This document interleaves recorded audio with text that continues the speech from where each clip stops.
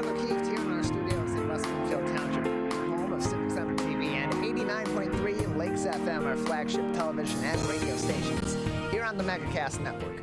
We're also joined on Comcast Channel 15 and AT&T Channel 99 by Birmingham Area Municipal Access and City Cable 15 out of Birmingham, Bloomfield area, and out of Southfield, respectively.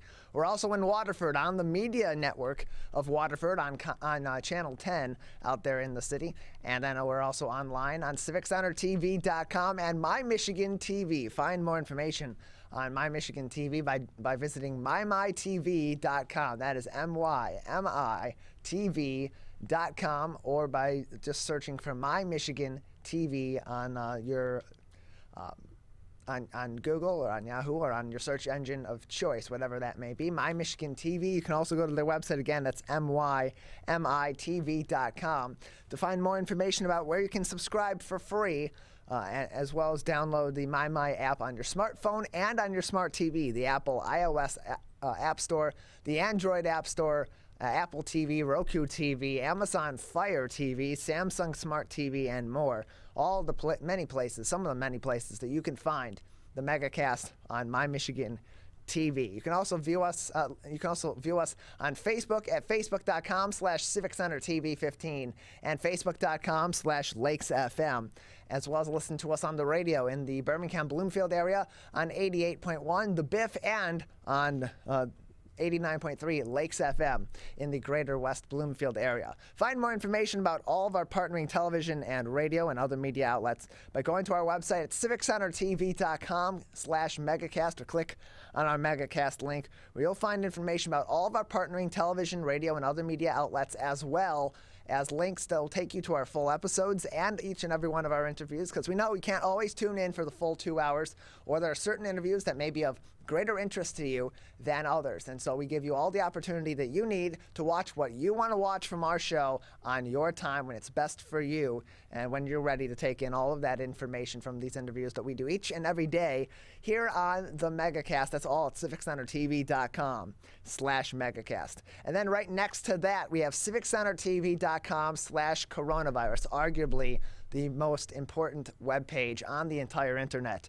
You want to go to that website to find important information about COVID-19 directly from critical resources such as the Centers for Disease Control and Prevention, the state of Michigan, Oakland County, and many of our local municipalities, which will have their individual COVID-19 pages linked right there on our website at CivicCenterTV.com/coronavirus. There's a lot of information out there. There are a lot of resources and quote-unquote resources that are out there about COVID-19, about the vaccines, about mask wearing and other precautions, and not all of them are accurate. There leaves a lot of ambiguity and a lot of questions, because what may look accurate may not be accurate. What may look like a scientific study may not be a scientific study, may not even be done by actual scientists. So you want to find resources that take you to information that you know is backed up by the scientific community, by experts in the fields of epidemiology, virology, other other medical fields as well, and that those from accredited organizations. And all of those are involved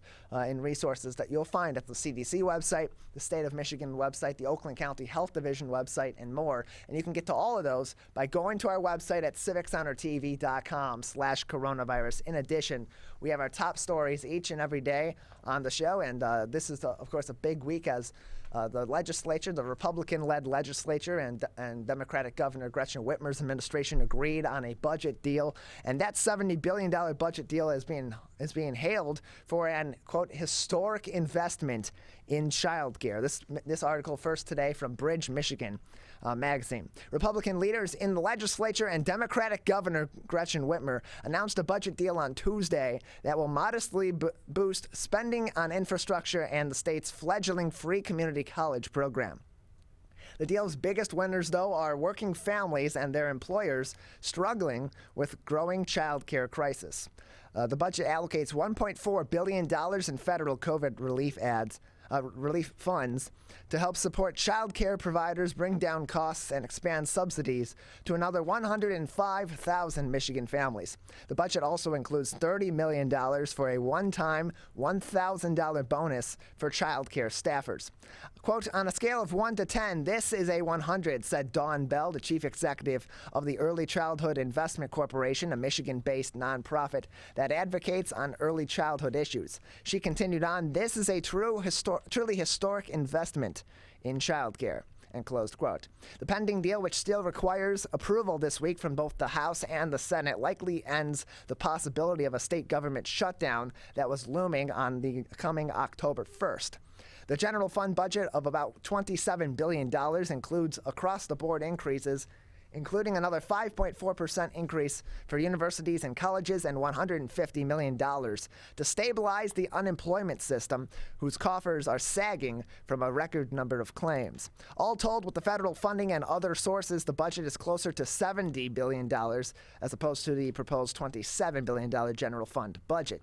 And upwards of $10 billion in federal COVID aid relief money still remains and has yet to be budgeted. Quote, I am thrilled that the legislature and I were able to come together to agree on a bipartisan budget, said Governor Whitmer in a statement. House Appropriations Chair Thomas Albert, a Republican from Lowell, said on the budget, quote, it provides much needed stability and peace of mind, desperately needed in this time of instability, and close quote. The budget increases come largely because of federal COVID-19 aid, but also because state tax revenues exceeded dire projections earlier on in the pandemic. But Republicans and Governor Whitmer haven't agreed on all provisions, including a section added by the Senate that would prohibit local officials from enacting school mask mandates to thwart the spread of the coronavirus. Whitmer, no doubt, would veto such a requirement. Here's a look at some of the highlights of this budget. Quote, long overdue child care help is one of those. The staggering cost of child care is one of the best economic burdens facing Michigan families. The cost can delay home ownership and keep some parents out of the workforce, according to a 2016 report by the Michigan Department of Education on child care access and affordability. Child care for infant or toddlers can cost upwards of $300 a week at many centers. 4 years of child care can cost Michigan families as much as tuition to the University of Michigan. Those costs also hobble businesses looking to attract or retain workers who must calculate whether their paychecks justify the cost of childcare. That may help explain why the state's overall workforce is down by 136,000 women compared to early in 2020 before COVID-19 hit, with many saying childcare is a great factor. Currently, Michigan helps families with childcare costs less than almost any other state. Business leaders from across Michigan are increasingly framing childcare as an economic issue and have coalesced to push state leaders into action. The budget will provide a series of investments in childcare, including $108 billion to increase income eligibility to 185% of the federal poverty level through fiscal year 2023. Then 160% ongoing in the following fiscal years. The current eligibility level is 130% of the federal poverty line, which equates to $34,450 a year for a family of four. $13 million will to waive parent copays for child care through the fiscal year of 2022, $158 million for ongoing 30% rate increases for child care providers for subsidized care, with another $222 million for temporary rate increases, $117.4 million for enrollment in child care through fiscal year 2023, $36.5 million for 3 years to expand the number of child care spaces for infants and toddlers, and $800 million in direct funds for child care providers, many of which are on the edge of going out of business because of low profits and the inability to find workers. Other winners in this fiscal year's budget are the police. The state police's budget would increase by 12% to $829 million, including $3.8 million for expanded use of body cameras, $12.5 million for professional development and training in a trooper recruiting school, and $2.5 million to replace blood alcohol testing devices, and $2 million to increase the number of patrols on secondary roads.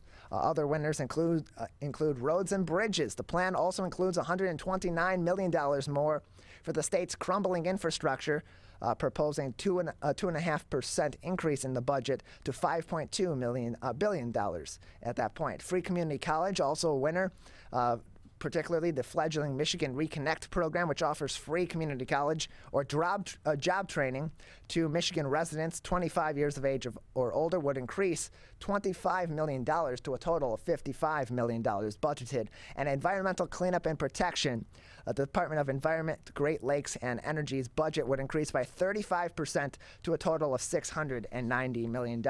Read that full article with even more details on some of the increases and some of the changes in this year's budget that's been agreed upon by the Republican-led legislature and our Democratic Governor Gretchen Whitmer by reading that Bridge, Michigan article on our website at civiccentertv.com/coronavirus. Nextly, in Pontiac, Amazon is hiring at its recently launched robotics facility. This is from the Oakland Press.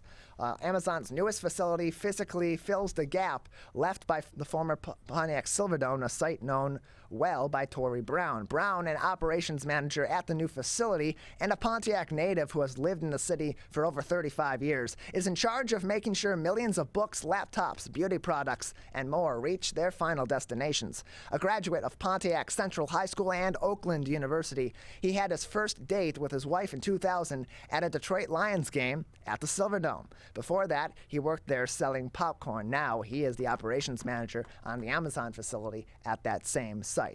Quote, this was hugely important to me to come home because I've seen good times in Pontiac and the down times, Brown said. Originally announced in 2019, the 823,000 square foot Pontiac Robotics Fulfillment Center near M59 and Updike Road opened September 8th. Orders are picked and packed at the location before being shipped to customers. Jessica Paul, a spokesperson for the company, said construction on the facility began in late 2019 and said Amazon received no tax breaks, adding the company does not share developmental costs. Since 2010, Amazon said it has invested more than $6 billion statewide and created more than 21,000 jobs. A quote from Fred McPherson, the general manager at the location.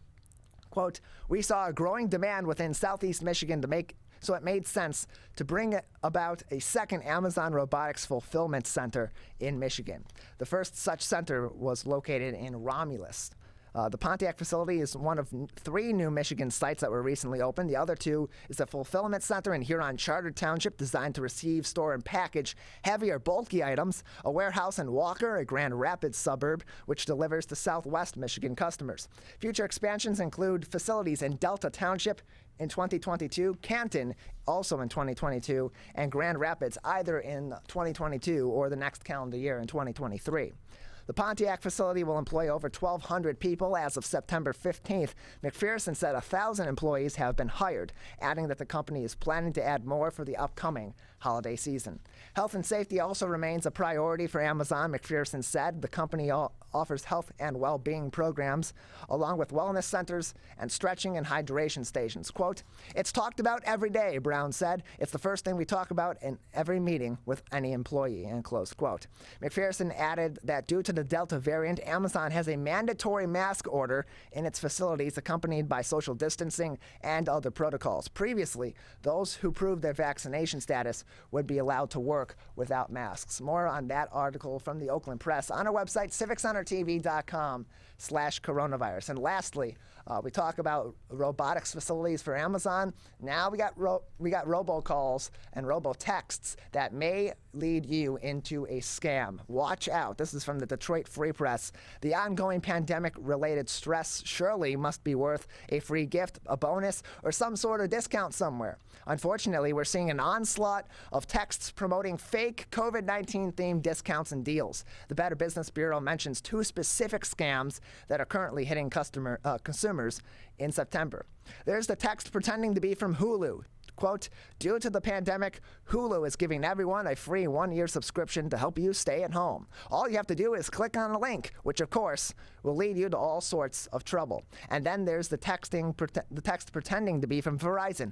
COVID-19 refund. Verizon company is giving out $950 to all users of our Verizon service, and closed quote. Again, let's think about this a bit.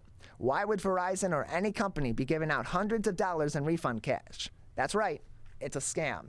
So here's the first thing to think about. We'll stop there for a moment. And here's the first thing to think about. If you get a text like that, the first thing you need to be doing is considering, well, have I ever provided my phone number to these companies? Have I ever opted in to text messaging about promotions and deals? If that's a no, or if that's a maybe, or you're just not sure, then stop right there. Don't click on the link. Don't answer the text. Don't have any further communication. Go to the direct website, log into your account, maybe even call customer service and see if that is a legitimate thing that is happening. And if they can't give you a definitive answer, delete that text, report it as spam to your carrier if that's something that you're potentially able to do. Do not click on that link. It is a phishing scam. Continuing on, the texts are scammers being sent by scammers. Texting is turning into a hot way for scammers to entice harried consumers and catch them off guard. Across the country, there have been media reports about fake texts that promise $500 for low-income home energy assistance, an extra $1,400 in government stimulus money, more scammers pretending to be from Amazon, and phony text messages from the Department of Motor Vehicles in some states promising refund cash of $600 or more. As the holiday shopping season heats up, consumers would be wise to once again watch out for fake texts from UPS, FedEx, and the U.S. Postal Service as well. Some phony texts might alert you to overdue packages or request money for delivery of a package. Texts could be a new thing as phone services block more illegal robocalls. Caller identification authentication, which was to be in place for big carriers by June 30th, is designed to make it easier for phone companies to block illegal robocalls in the first place or label them as being likely spam. Why we're vulnerable? Scammers could be tracking our habits too, knowing that we're texting more often and very often extremely distracted when we are texting. AT&T noted in an online alert, these days you may be using your cell phone more for texting than for making calls. So you probably are accustomed to getting short, brief texts that that sometimes don't make sense or come from companies or organizations. The AT&T alert highlighted winning a prize in an EarPods raffle. In some cases, the scammers even will text you with a so-called warning about a potential fraud on your account. Here's the key tip. If you are busy, AT&T warns, don't do anything with the message until you can really evaluate the authenticity. The Federal Trade Commission, which has been tracking virus-related scams, noted that texting has turned out to be the third most popular way for scammers to connect with consumers. The FTC noted that 16,237 fraud reports related to COVID-19 and stimulus money involved consumers who received an offer, alert, or other message via text. The number one method of contact was email, with 18,466 fraud reports from January 1 of 2020 through September 16th of this year, followed by scam-driven websites or apps with 16,888 reports of fraud. Texts can look more authentic if they appear to be from big, well-known names like Netflix, Hulu, Verizon, or AT&T. Consumers told the reporter here that they've received text messages pretending to be from AT&T that state, quote, "We accidentally overcharged your phone bill last month," and closed quote. Texts might prove useful to scammers because, well, they might look harmless, but experts say you just want to delete those messages immediately. The Better Business Bureau notes, quote, "Scammers often send shortened links that don't let you see where they really are leading in the body of their text message. If you click the link, you could be directed to a dangerous website, or you could download malware onto your device," and close quote. Anyone who remains hopeful of a deal should go directly to the company itself, look up the company's official website or a statement you have from the company, and make a call or send an email before taking any action. The FTC notes that scammers send fake text messages to trick you into giving them your personal information, things like your passwords, account numbers, or even your social security number. Once they get that information, the Federal Trade Commission says they could gain access to your email, your bank account, or other accounts, or they could sell your information to other scammers. You can report any suspicious text messages to the Federal Trade Commission at ftc.gov/complaint. Again, that is ftc.gov/complaint. A link to that website through the Federal Trade Commission where you can submit those complaints about scams, including text messages, including emails, is linked in this summary of this article on our website at civiccentertv.com. faculties.gov/coronavirus. You definitely do not want to mindlessly respond to a text that appears to be from your bank, as fraudsters are increasingly savvy with these types of texts. While the pandemic-related discounts are popular now, consumer watchdogs warn that there are a variety of pitches that are being used by scammers sending a text. Maybe it's the promise of a free gift, or coupons, low-rate credit cards, or even some promise to pay off some of your college debt. Or a scammer pretending to be your bank could text saying that they've noticed some suspicious activity on your account. Remember, the Federal Trade Commission warns that clicking on some of these messages might lead to installing harmful malware on your phone that steals your personal information without you even realizing it.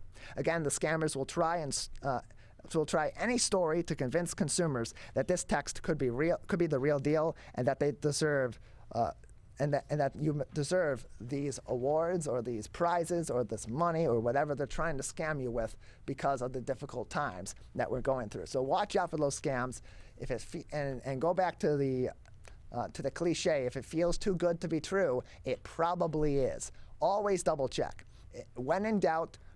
Even when you're not in doubt, it's better to be a little bit paranoid about these kinds of things and be too careful and make too many checks and call a couple of consumer lines from these companies that you have found on their direct websites, and inconvenience an employee of theirs for 10 minutes, for 15 minutes, for a half hour, trying to get to the bottom of this and determine if it's legit or not, than to end up downloading malware on your phone, losing your personal information, having your identity stolen, or a number of different issues that could be in combination with one another. It's better to just delete a text and not take a deal that may seem too good to be true, or may just seem like a great opportunity that looks exactly like the kind of thing that would be sent by one of these companies to your phone or to your email. It's better to just avoid it altogether. And again, that's a great article. Highly suggest you read the full thing. Go to the Federal Trade Commission's website to learn more about these scams. Same with the Better Business Bureau's website. There are other articles and other links that are hyperlinked in that article that's posted on our website at civiccentertv.com/coronavirus. We've got a great show ahead of you today. We'll be joined after the break by Craig Bryson from the Road Commission for Oakland County at 10:40. Jan Kays, the operations manager at Eloise Asylum Haunted Halloween attraction in Westland, will join us on the show as we're officially now in autumn and into fall, and we are heading straight into the spooky season of the year. At 11 o'clock, Faisal Ahmad will join us. He is the co-founder and vice president of Orchard Laboratories. He'll join us at the top of the 11 o'clock hour. At 11:20, we'll be joined by Kerry Doman. She is the founder and CEO of LittleGuide Detroit.com. And then we'll cap off the show at 11:40 with our good friend, Dr. Jamie Tawil from Grand River Medical Associates. That and more coming up. You're watching and listening to the Megacast. We as Michiganders feel connected to this resource in a way that I think is really powerful. Conservation starts with a caring, committed community. For me, it's peaceful to have a relationship with the river. Every single one of us has a role to make sure that those waterways stay safe and healthy, being careful about what goes down the storm drain. Just even eliminating some of your single-use plastic makes a difference. There's one water, and it's ours to protect. People are getting out to walk and bike in higher numbers. More vulnerable road users and higher speed traffic can be a dangerous combination. Crash severity has increased, so if you're driving, be sure to slow down and look for people. There's no need to speed. If you're biking, ride with traffic. If you're walking, avoid stepping into the road if possible. If you have to walk in the street, walk facing traffic. Learn more at walkbikedrivesafe.org.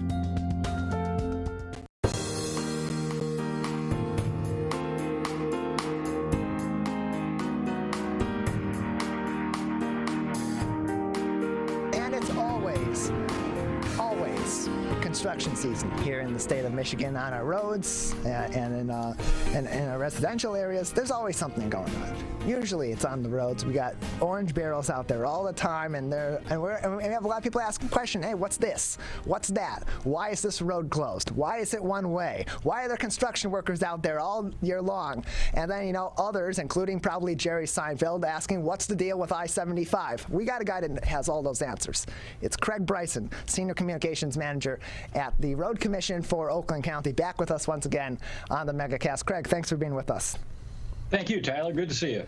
Good to see you as well. So summer construction season is coming to a close. A lot of those projects still ongoing, but many of them are wrapping up. Give us a little bit of an update since we last spoke about the progress on many of those projects that were either begun in the summer or were wrapping up as the summer came to a close.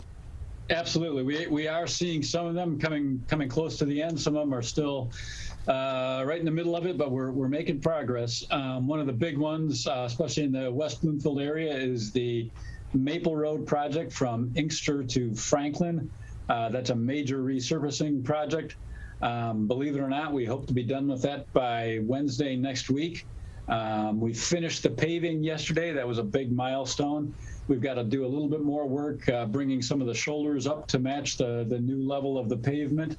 Then we got to put the new striping down, and God willing, we hope to have it open by Wednesday next week. People out east of us here may be wondering what's going on with Adams Road between Long Lake and Square Lake. It was still closed yesterday, so what's the status over there? When can people expect for Adams Road at Long Lake and Square Lake to be reopened? Yeah, that's a major construction project as well. That's going through November, and that's they're ongoing. They're making progress, but it's a major project. They're extending some turn lanes, doing some other improvements while they're there. So it's simply ongoing. There is local traffic allowed in there. It is closed to through traffic, though. You're right.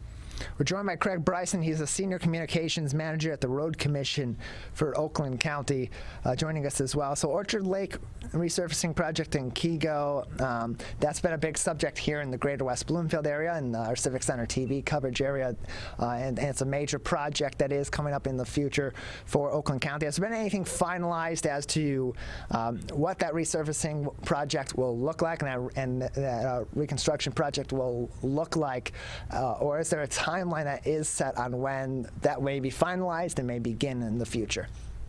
There is not yet. That's a great question. This is an interesting challenge.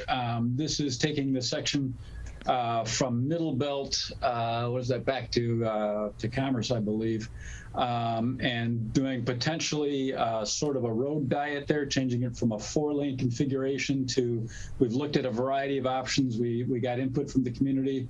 We're leaning towards a 3-lane option with a continuous center left turn lane, but the decision has not yet been made.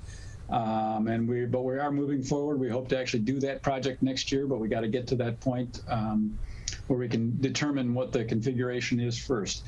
The 4-lane configuration that's there is not ideal. It has not been ideal.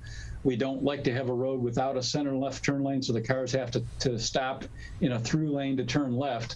And whenever we see that, we see a lot of rear end collisions, and we've got some high numbers on that for that section of Orchard Lake. So part of the goal is to resolve that rear end collision problem there. We're joined by Craig Bryson. He is the Senior Communications Manager for the Road Commission for Oakland County, with us on the Megacast. And Craig, still on the topic of the Orchard Lake Road reconstruction in the Kego Harbor, Sylvan Lake area. The public input portion of that survey that was up earlier on, that period has passed, but people are still going to be very curious about this. They're still going to probably want to have some of their input put into this as more decisions are being made, or one scenario versus the next that was preferable to the community and is preferable to the commission itself are being discussed. Is there opportunities for people to continue to provide their input, or at least keep up with this project as it gets closer to being finalized and put into place and the construction begins? Yeah, great questions. First of all, absolutely. We will have additional points where people can share information and where we will share information with people. We don't yet have anything specific set, but those are certainly coming. It's possible we may have another public information meeting, or we may do an informational flyer or something like that. That hasn't been determined yet. In the meantime, we welcome public comments. Anyone can always call or email us. The main number at the Road Commission is 877-858-4804. And if you have a thought on that or a question, please feel free to give us a buzz.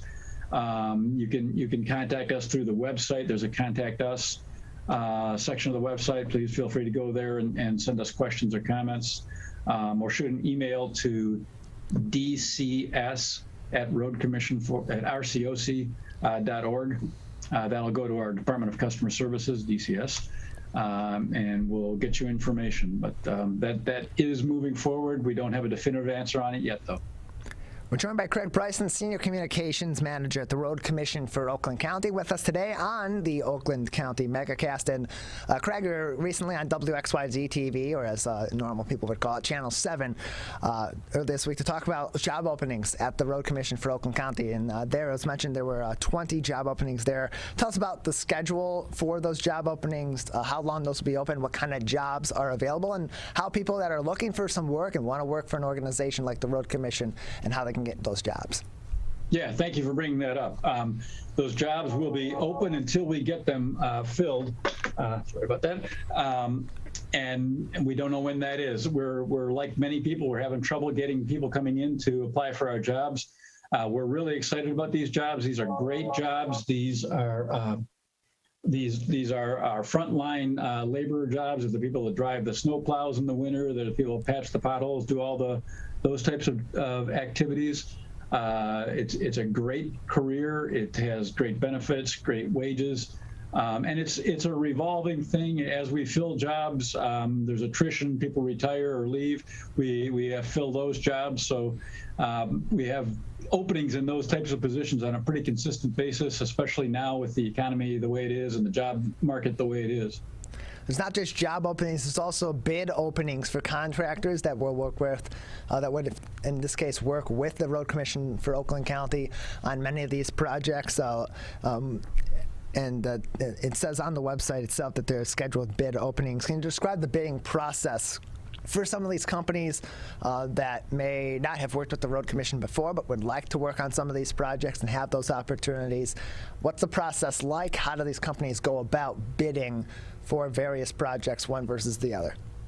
Right, great question. So there's two different types of projects we bid. One is ones where there's federal funding involved and the state actually bids those jobs for us, and then there's jobs where there's no federal funding, it's all local funding, and we bid those ourselves. But any contractor has to be pre-qualified. They have to meet a number of requirements about the size, value of the company, the type of work they do.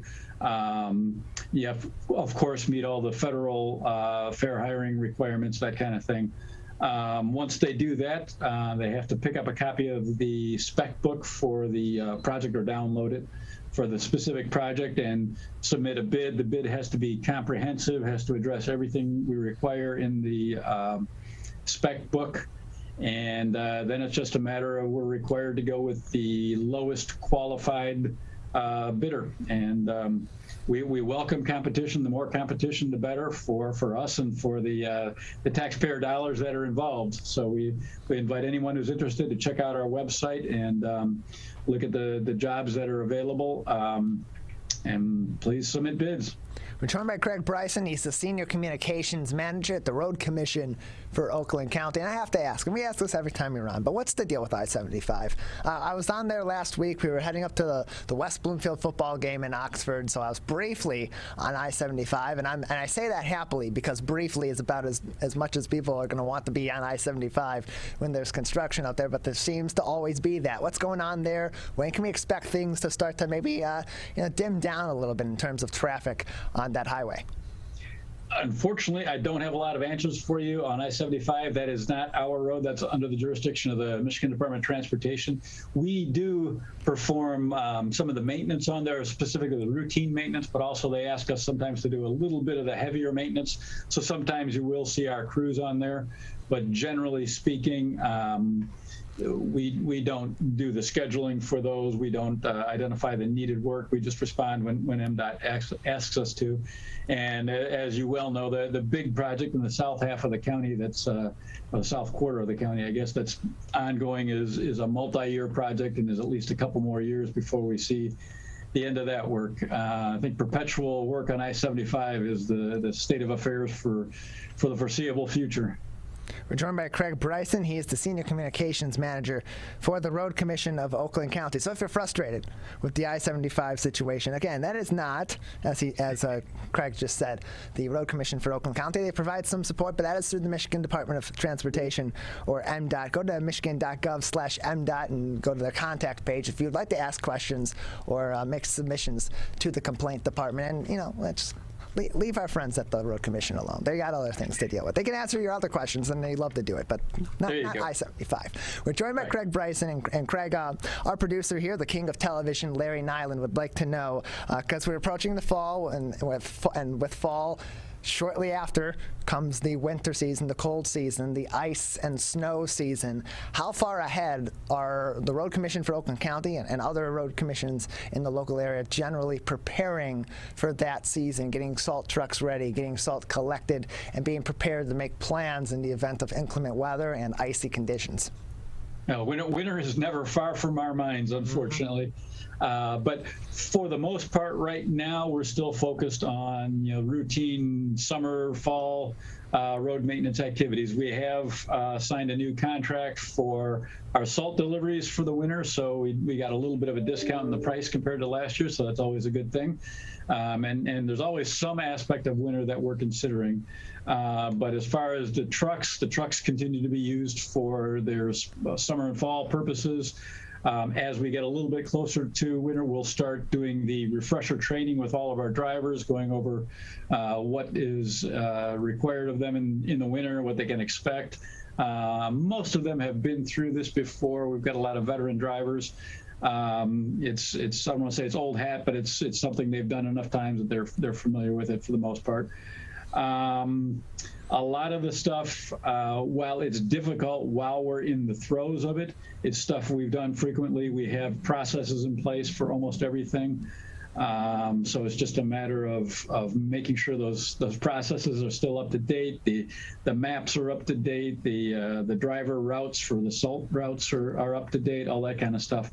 And that stuff is going on constantly year-round behind the scenes.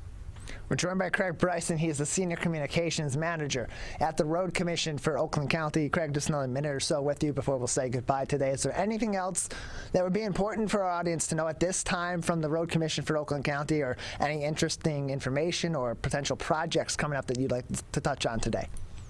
Well, we did just approve our budget for next year. That means we've got about $62 million worth of work coming next year. We've really...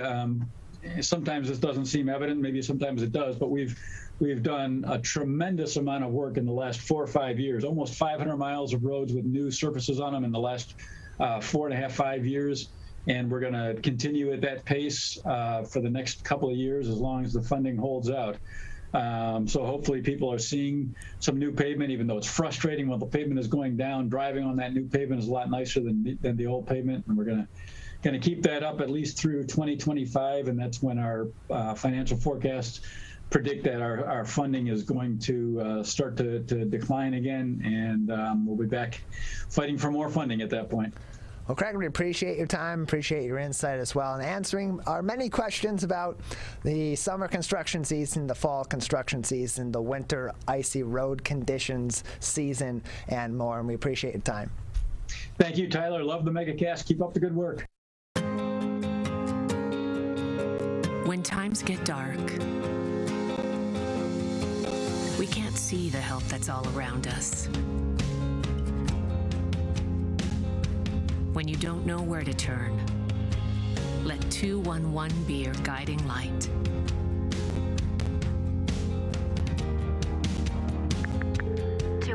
How can I help you? Our guides are ready to connect you with the help you need.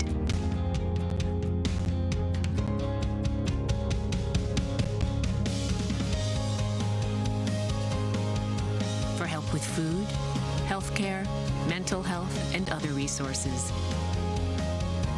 call 211 or visit 211.org. 211. Get connected, get help.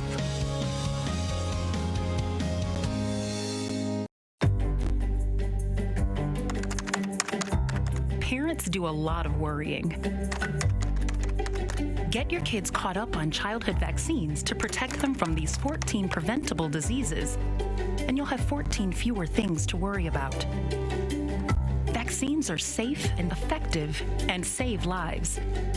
So let's get caught up on vaccines and worry about something else. Get the facts at ivaccinate.org. We may come from different organizations, But we work together to protect the Huron River for everyone. Most of the pollution that goes into our rivers is carried by rainwater that flows off of roads, parking lots, and rooftops. the leaves and bark of a single tree can retain a surprising amount of rainwater. Depending on its size and species, it could be 100 gallons or more. It is estimated that an urban forest can reduce annual runoff by up to 7%. Here's one thing that we know can help keep our water clean. Plant a tree. Plant a tree. Plant a tree. There's one water, and it's ours to protect.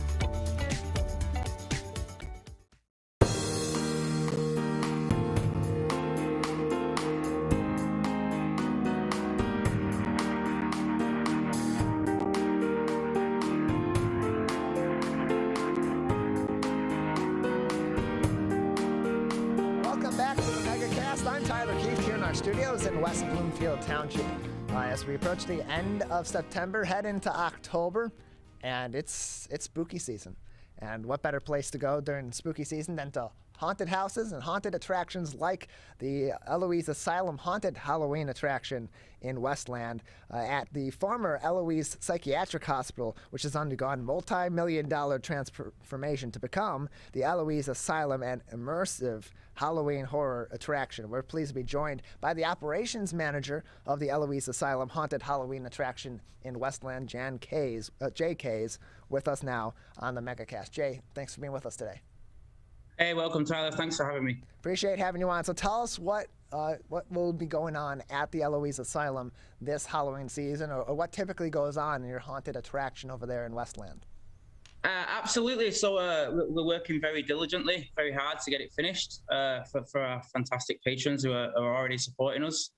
We're genuinely building something that I don't think anyone's seen before.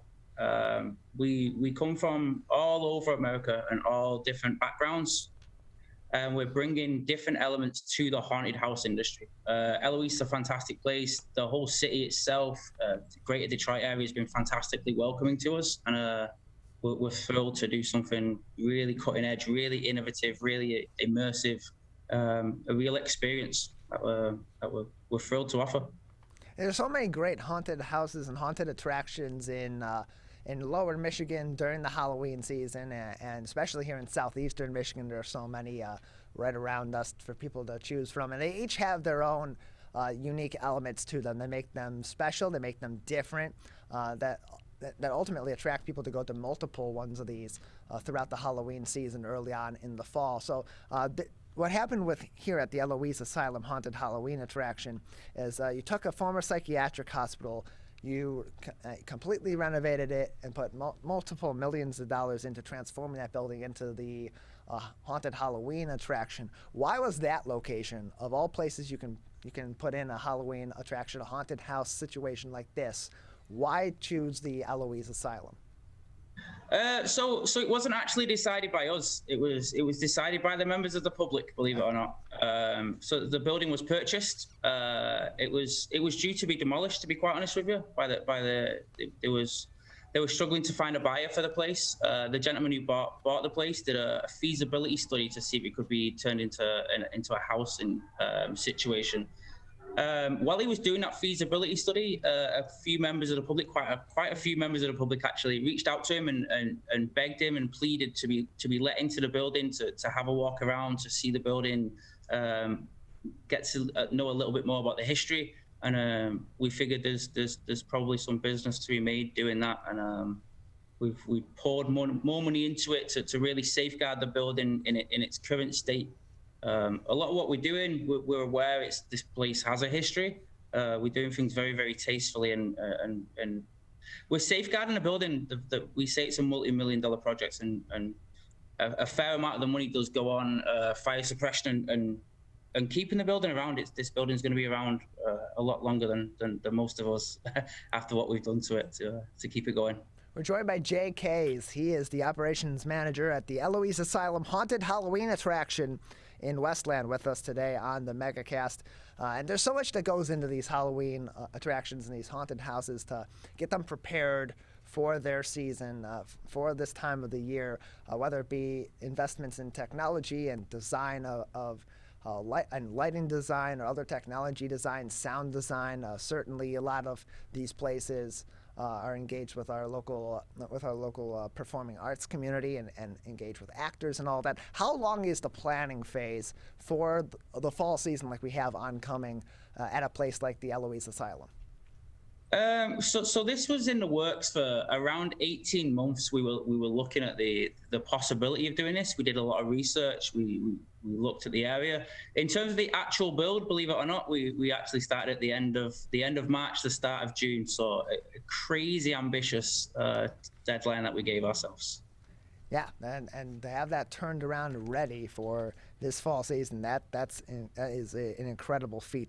The asylum will open to the public. The Eloise Asylum Haunted Halloween attraction in Westland will open to the public on October 1st, but there's going to be a special ribbon cutting ceremony to kick it all off this Thursday, and that'll be at 2 p.m. And it'll feature a very unique celebrity guests that is well known here in the Detroit area, hails from the state of Michigan. Care to tell us about what people can expect at this special ribbon cutting ceremony on Thursday? Absolutely. We are absolutely thrilled to have the opportunity to welcome the great, the legendary, the main man himself, Alice Cooper. Alice Cooper is going to officially open Eloise Asylum's haunted attraction. I'm absolutely thrilled to let people know it's an absolutely free event to attend. The hours are between 12 and 4. We have music, we'll have concessions. It's going to be a real fun thing for everyone to attend. And like I said, it's absolutely free for you guys to come and attend and to see Alice, to see a fantastic band that we've got playing, the whole thing. We're joined by Jay Kays. He is the operations manager at the Eloise Asylum Haunted Halloween attraction that is located in Westland. Of course, their special ribbon cutting ceremony is Thursday at 2 o'clock p.m. This week, and then the Asylum Haunted attraction opens Friday, October 1st. Tickets can be purchased for $40 each and include access to both haunted attractions. VIP tickets are $65, and horror walks will last 35 to 40 minutes. So there are different experiences. From that, I take that there are different experiences that people can take at the haunted attraction this year at the Eloise Asylum location in Westland. What are some of those different experiences? Because for some people, they want the haunted house experience. For some people, they want something a little bit lighter but still spooky, and others, they want to have that full immersive experience. What options are available for people? Absolutely, that's a great question. So what we've done is we come from a background of very different stuff. So we do escape rooms, we've done interactive art museums. What we're actually doing here is 2 attractions, and we're telling a story. That's the aim of what we're doing. It's a haunted theatrical experience is how we would describe it. So the first floor is we've painstakingly gone back and looked at photos from the early 1920s and 30s to recreate reimagine what we think Eloise may have looked like with a little bit of theatrical spin on it. And then in the second experience, we sort of let our imagination go a little bit wild. So there's all sorts of creepy crawly stuff in the basement. So real fun stuff. It's fun to get a little bit spooked with your friends. But you're absolutely correct. It very much is immersive. It's very interactive. It's very technologically forward, and it's fun. Really fun. It's the most important thing. We're joined by Jay Kays. He's the operations manager at the Eloise Asylum Haunted Halloween attraction that is located in Westland. He's joining us today on the Megacast to talk about this new attraction that is going to be opening on Friday, October 1st, and tickets are already available. Their special ribbon cutting ceremony that will feature a performance by another band as well as Alice Cooper. That is free to the public, and that is this week, Thursday at 2 o'clock. And where is that located, Jay? Is that at the attraction itself? It is, yeah. It's in Westland, Michigan. It's just off Michigan Avenue. Because of the inclement weather, I can confirm we're putting out a huge tent, so there will be coverings for people. But it's at the event itself. It's at Eloise Asylum. And we're currently still in a situation where we're dealing with COVID-19, and we need to be cautious about the spread of COVID-19 because of the highly contagious Delta variant. What precautions are in place, or what requirements might be in place for people regarding COVID-19 when they go to this haunted Halloween attraction? That's a great question. So in regards to COVID, obviously it's a very, very serious issue. We always defer and we always follow the state guidelines. Absolutely. We build haunted houses. We're not in the business of vaccine control or any of that sort of stuff. We defer to state guidelines every single time. We do have hand sanitizing stations. We obviously practice social distancing. But again, it's state guidelines, absolutely. Did that play into the COVID-19 situation? Did that play into selling tickets instead of having having open attendance to the Asylum Haunted Halloween attraction, or is there open attendance also available if people don't purchase tickets in advance? Yeah, so we felt there was a need for timed ticketing where you can select exactly what time you'd like to attend. Again, it's all about the mitigation and coming into contact with a fewer amount of people as possible. And time ticketing has been fantastically popular. It's a thing that we offer. And that's how we're going forward and proceeding and trying to manage exactly how many people are around at any one time. We're joined by Jay Case. He is the operations manager at the Eloise Asylum Haunted Halloween attraction, which is located in Westland. You can learn more information on the Eloise Asylum Haunted Halloween attraction by going to their website at EloiseAsylum.com, where you can also purchase tickets for the opening of their season, which begins on Friday, October 1st, and learn more information, of course, about their upcoming ribbon cutting ceremony, that special ceremony coming up on Friday, October 1st at 2 o'clock p.m. So we talked earlier about multiple millions of dollars invested into the Eloise Psychiatric Hospital, which is now the location of the Eloise Asylum Haunted Halloween attraction in Westland. In terms of the attractions there for Halloween specifically, what kind of investments were made in systems, and what kinds of systems were put in to really give people that immersive, scary, interactive Halloween experience?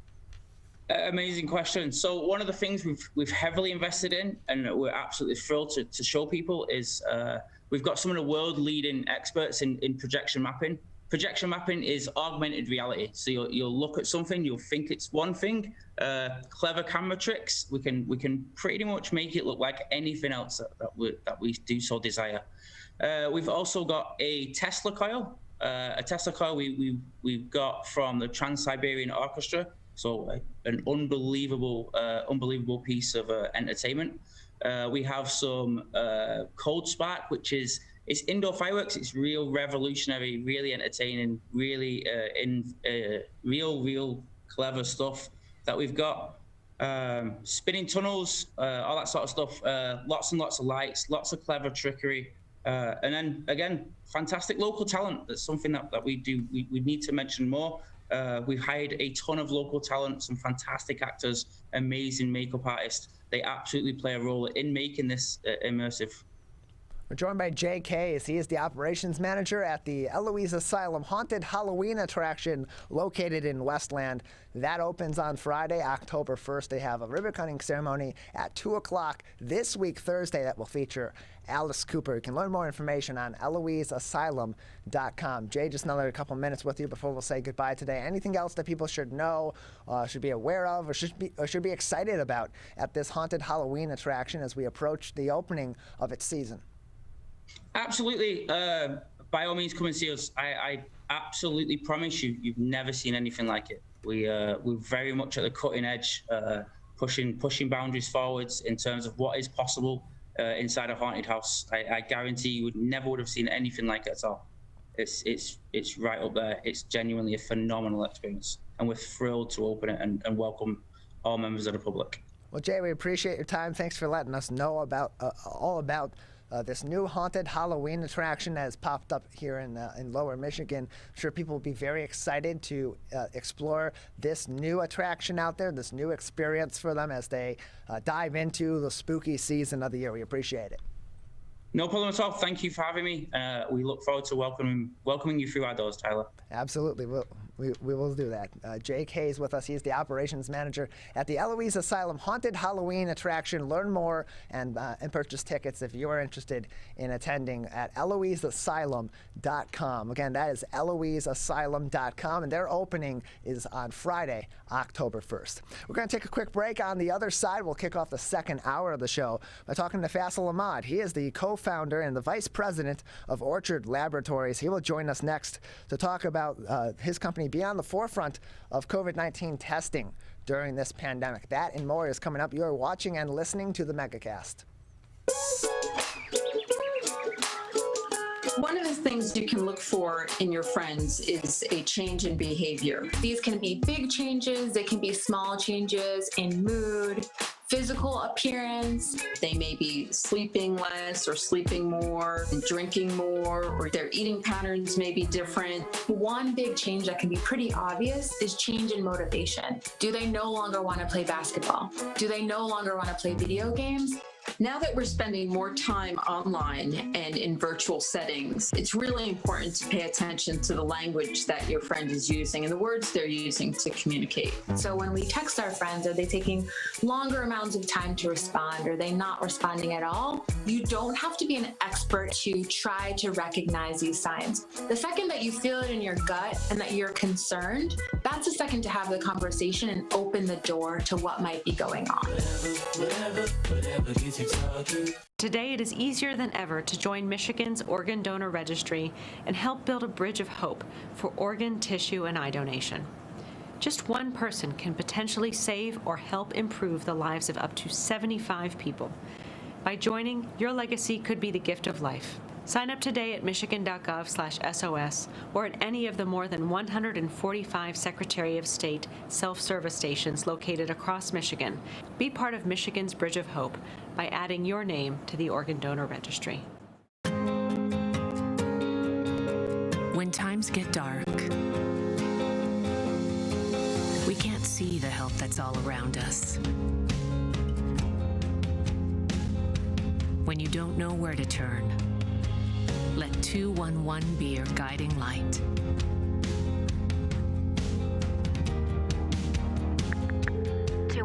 How can I help you? Our guides are ready to connect you with the help you need.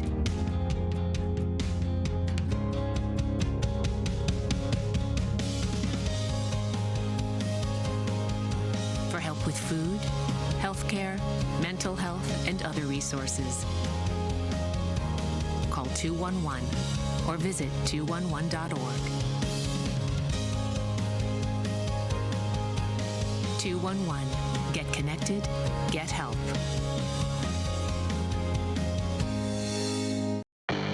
How does marijuana affect the teen brain? Our brains are still developing into our 20s. With regular use, marijuana can affect teen brain development.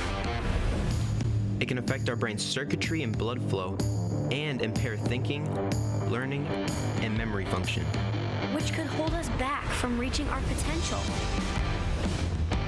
Don't let marijuana mess with your brain. Get the facts at michigan.gov/drug-free.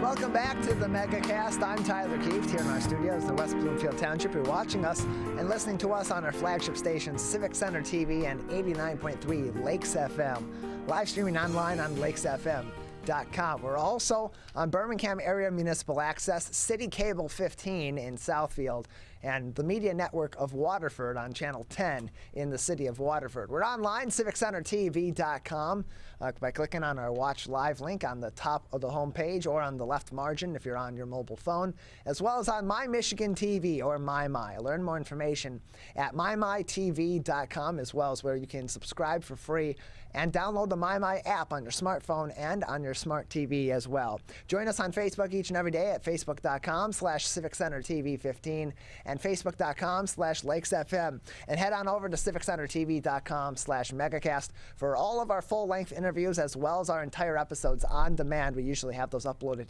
by about mid-afternoon each and every day, and then you'll be able to also learn more information about our partnering television, radio, and other media outlets.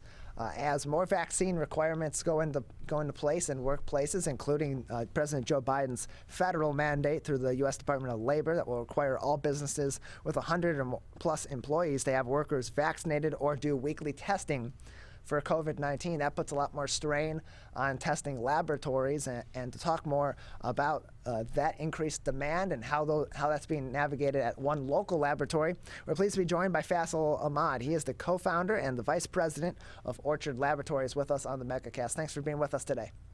Thanks for having me. Appreciate it. Appreciate having you on. So during the COVID-19 pandemic, Orchard Laboratories has been heavily involved in testing for COVID-19 and running through these tests at times of high demand.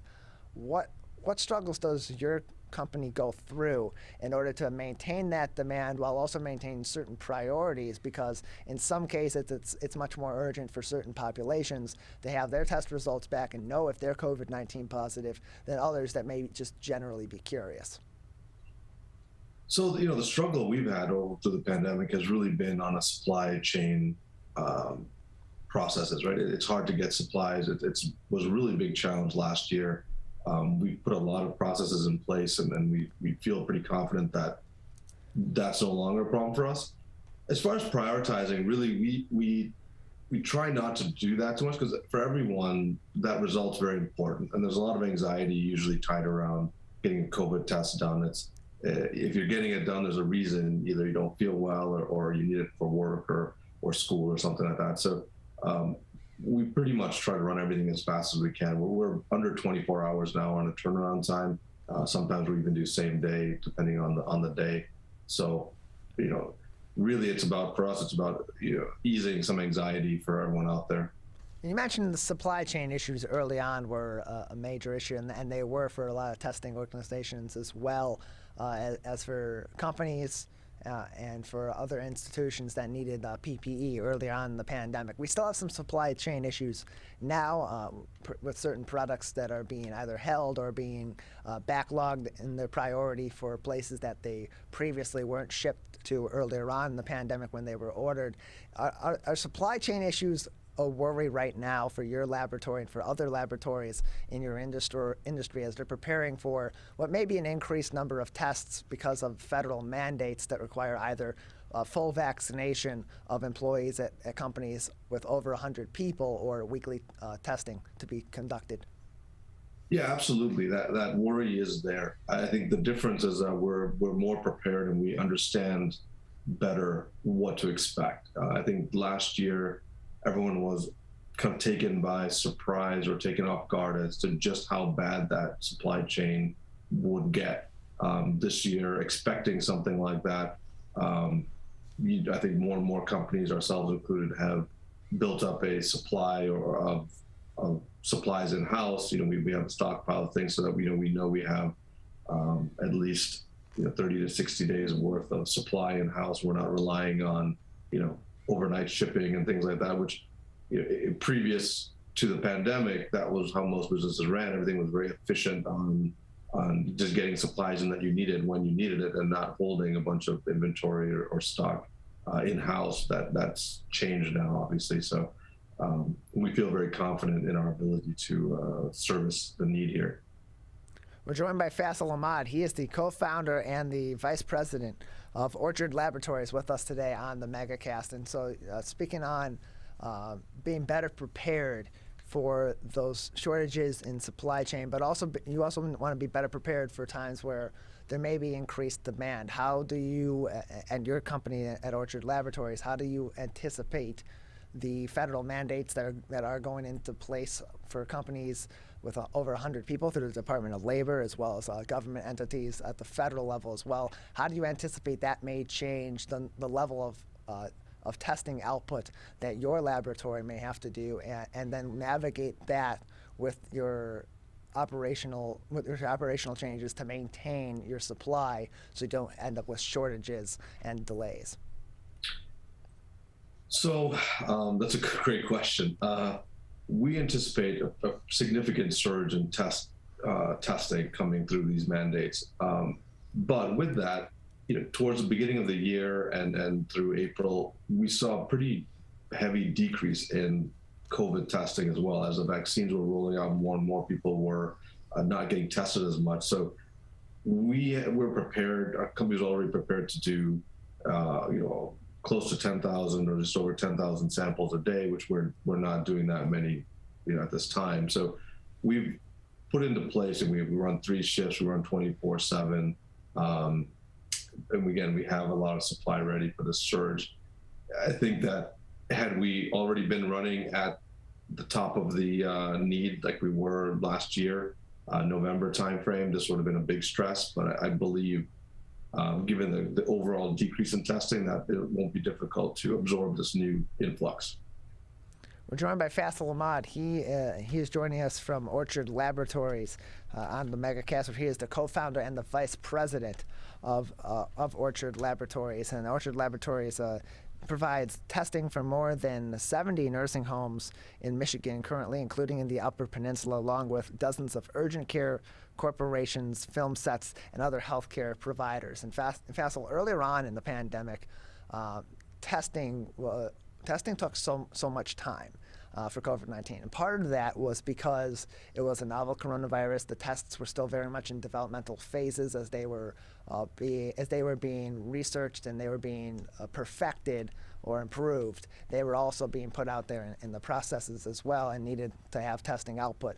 What has changed overall that has made testing so much more widely available now than back then, but also being able to be conducted so much more rapidly and still just as accurately as it previously was? Well, like I said, everything evolves, right? So in the beginning of the pandemic, there were only a handful of labs or facilities you could go to. We were the first private lab to do high throughput testing in Michigan, and now there are many dozens, if not more, labs doing that. So the access to testing has increased a lot, which then decreases the load on any one facility or one organization to try to carry that water. I think also technology has increased. As our scientists work with these assays and work with this testing, we're now doing even higher throughput tests, and we're able to do more samples at one time and then run multiple machines and things like that. I think at the very beginning, there were shortages of instruments, there were shortages of hardware, trained personnel, which I think a key thing. We're blessed to have a very, talented team here, and we've grown that team over the last year, and we continue to grow it. And I think we're now at a position where personnel is in place, equipment and technology is in place, and that the expertise is in place now to handle these sorts of projects. We're joined by Faisal Ahmad. He is the co-founder and vice president of Orchard Laboratories, joining us on the Megacast. And just for people that may be curious, when they go and they take a COVID-19 test, either at their place of work or independently at a healthcare provider, wherever it may be, and when it gets sent to Orchard Laboratories, what kind of process does it go through from being inputted to being output to ensure, that it is done accurately, but also that this test is done swiftly and the results come back as soon as possible so that people can make informed decisions about what they need to do to keep themselves and others safe from COVID-19? So we have a lot of automation and safety checks in place. So for example, when a patient comes in or a sample comes in from a facility, it's been barcoded already at the point of getting the sample. When it gets in here, our techs here will then scan that into our system. It's identified to a patient. It's verified through multiple different identity checks on that sample. And then from that point forward, that barcode is what travels along with it all throughout the process, from extracting the sample, amplifying the sample, and then finally running it on the PCR system. All of that is tied back into our LIS system, which then produces the report. Our scientists then check the report, check the data for accuracy. Once they've signed off on it, it's released immediately to to the provider. So they'll get a web portal access. Some patients and facilities want text results. Some are getting emailed. So we have the ability to offer many different types of reporting tools for them. We're joined by Faisal Ahmad. He is the co-founder and vice president of Orchard Laboratories with us today on the Megacast, one of the leading diagnostic laboratories. Orchard Laboratories met the pandemic head on by more than doubling its number of employed staff during March of 2020. And currently we have so many staffing issues in so many different industries here in the state of Michigan and across the U.S. As demand increases, does your need for staffing continue to increase as well? Obviously, it did earlier on in the pandemic, and you were able to hire a number of new staff to help meet that demand back then. Is there still that need now, or are there staffing issues now that you're facing that may pose a challenge going forward? Absolutely. Staffing is always a challenge, and we're constantly growing. So finding new and qualified staff is something that is a full-time job that our HR staff is constantly doing. Our belief is, you can never have enough good people, so we're always on the look for good people to join our team. We're joined by Faisal Ahmad. He is joining us from Orchard Laboratories, where he is their co-founder and vice president. So what kind of positions are you looking for? There are openings right now. What kind of positions are you looking for? What are some of the qualifications? And in case people are watching this show and want to be working there on the front lines of this pandemic, helping people understand if they may or may not have COVID-19, and helping all these different industries and medical providers and others properly test for COVID-19.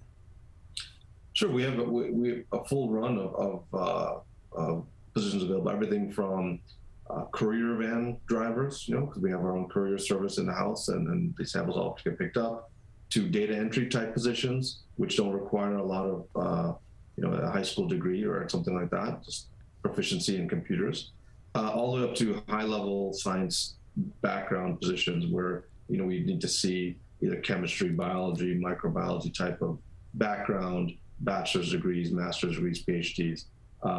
So a full range of positions are here available, and they're all posted online and on our website as well.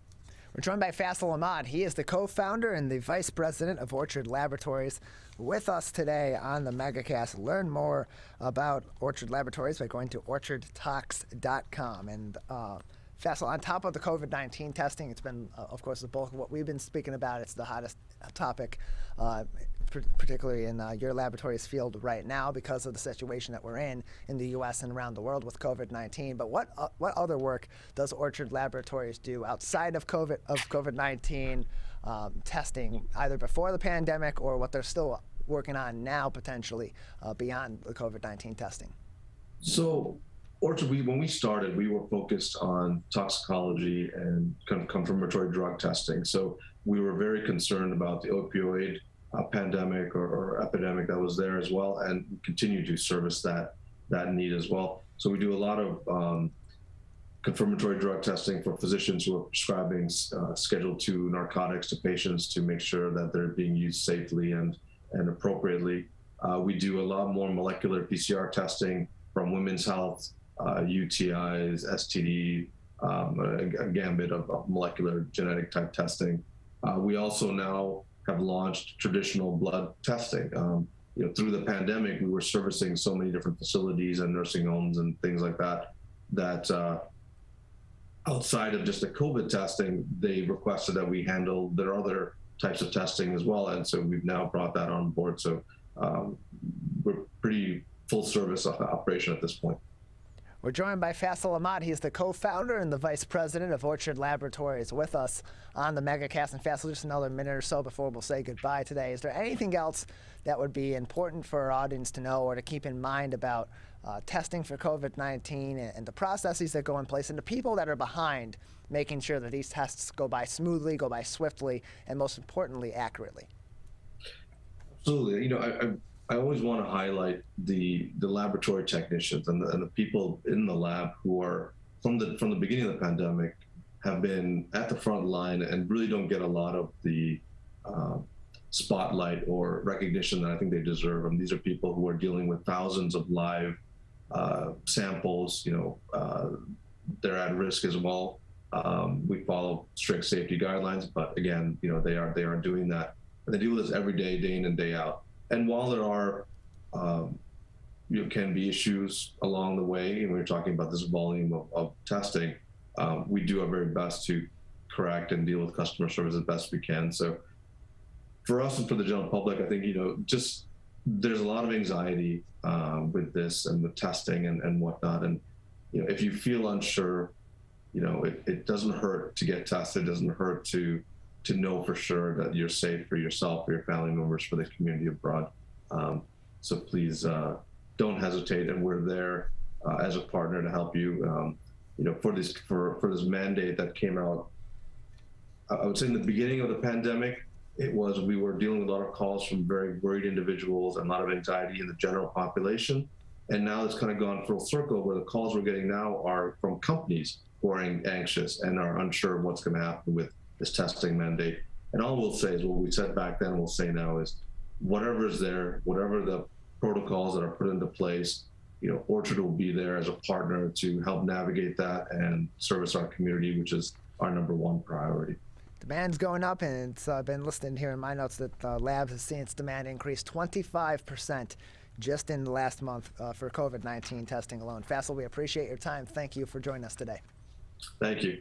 Appreciate it. Faisal Ahmad, he is the co-founder and the vice president of Orchard Laboratories, with us today on the Megacast. You can view this interview if you're just tuning in now, or if you missed it, or you want to watch it back later and you tuned into part of it. Whatever the case may be, you can find this interview and all of our interviews on our website, civiccentertv.com/Megacast, as well as our full episodes. So if you're tuning in at 11 o'clock and you're like, oh no, I want to go back, rewind, and watch the first hour of the show, and you don't have a way to do that, because of your cable provider, because you're watching us on our live stream on civiccentertv.com, we have an ability to give you, we are giving you the ability to do that later on in the afternoon on our website at civiccentertv.com/Megacast. Just click on that Watch Full Episodes link. You'll be able to find our full episodes and our interviews, as well as learn more information about all the community television and radio stations and other media outlets on the web, such as My Michigan TV, that are joining us on the Megacast family of TV, radio, and other media outlets each and every day.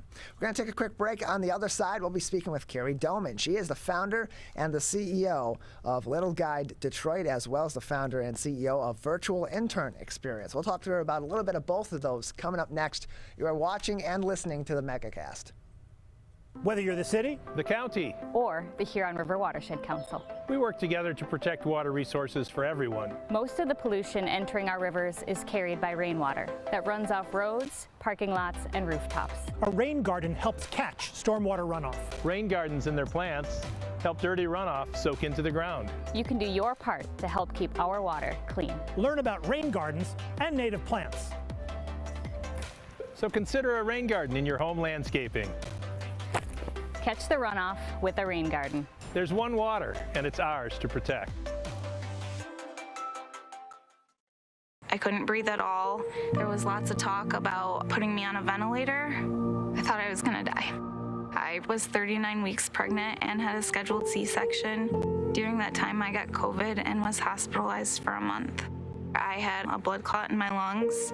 It caused me to go into right-sided heart failure. I was really scared.